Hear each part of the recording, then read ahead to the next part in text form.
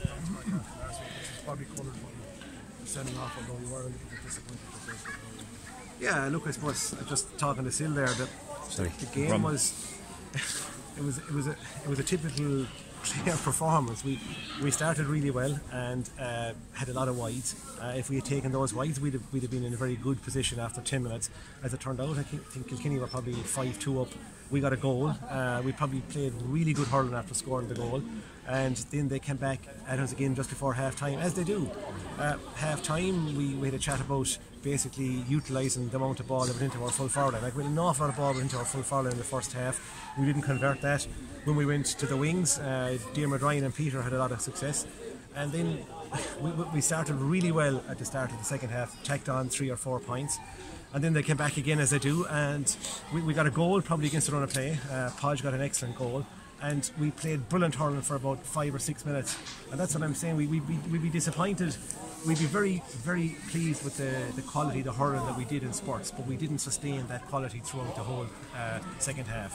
And as it was, we were hanging on again with 3 or 4 minutes to go. It's a room for improvement. I think Kevin Kelly scored 111 for the frees. Like, that's, you're not going to get away with that most weekends. No, you're not, and I suppose that was something that, look, it's something that we obviously need to work on. That there was a lot of, we did concede and cough up a lot of soft frees, and that's something for our guys to work on now. We've got 2 weeks to get our tackling right before we head down to Cork on Saturday week. In terms of tackling right, Tony Kelly's sending off last week, we disappointed with the sending off, and obviously did you think about appealing further? No, because look, I suppose there's a number of ways to look at this. We certainly asked for a hearing to see what exactly was the actual outcome, but ultimately, once Tony was sent off, we started planning without him, and that's the way you have to, because the hearing wasn't until Thursday night. We do all of our work on Monday and Tuesday night, so Tony was out of our decision making in terms of how he could impact on the performance today.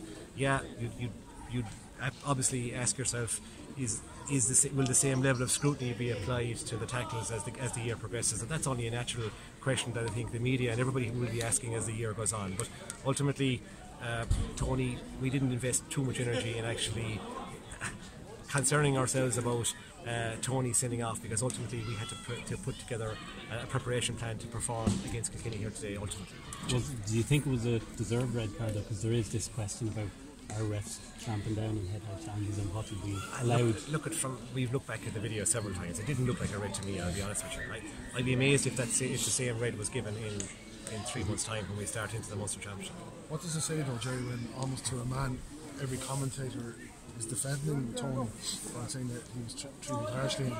The only group that seems to be backing Colin Lyons is the referees and the disciplinary system itself. Yeah, but I suppose, look, the referees are probably implementing the directive that they get from Crow Park, so it's very, very hard to be too harsh on the referees.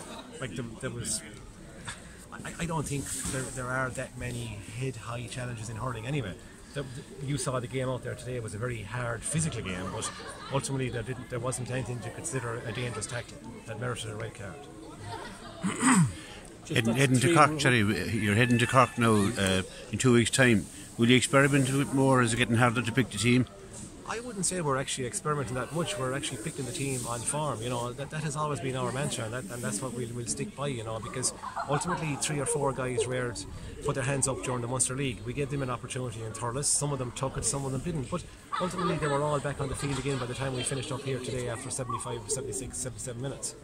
That's 3 in a row against Kilkenny, is it? 4 now, but obviously for yourselves. It is, but not a bad run. It isn't, but I think what you'll probably notice is that in the National League you have a huge advantage playing at home. It just appears to be that way. There's no real science behind it, but for whatever reason we always appear to play very well here in the park, and we would consider it our fortress, and we would have focused on that all week. You know, that we lost no game in the league last year, we lost no game in the championship last year, and that would be a major focus for us coming in here today, to maintain that fortress mentality around Cusack Park. A couple of the star performers, Gerry, Colin Godwin obviously came in for Tony, was excellent, and Diarmuid Ryan, a couple of words about the pair of them. Yeah, they played well, but I'll be perfectly honest with you, the guy who impressed me most was Shane Golan. I think if you look at the amount of possessions that Shane had, and just having a quick glance at the stats afterwards, I think Shane had a phenomenal game. But and I don't really like picking out anybody in particular, but Diarmuid is a new guy, and yeah, we're thrilled with the progress he's making. And he had a tough night at the office Saturday week down in Thurles, but he bounced back, and that's what you're looking for. You're looking, can these new guys withstand the test and the pressure that they're going to receive over 5 league games? Because ultimately, we want to have a panel of 25, 26 players to choose from come the 12th of May against Wall. Thanks, Gerry. Cheers. All right, no worries, lads.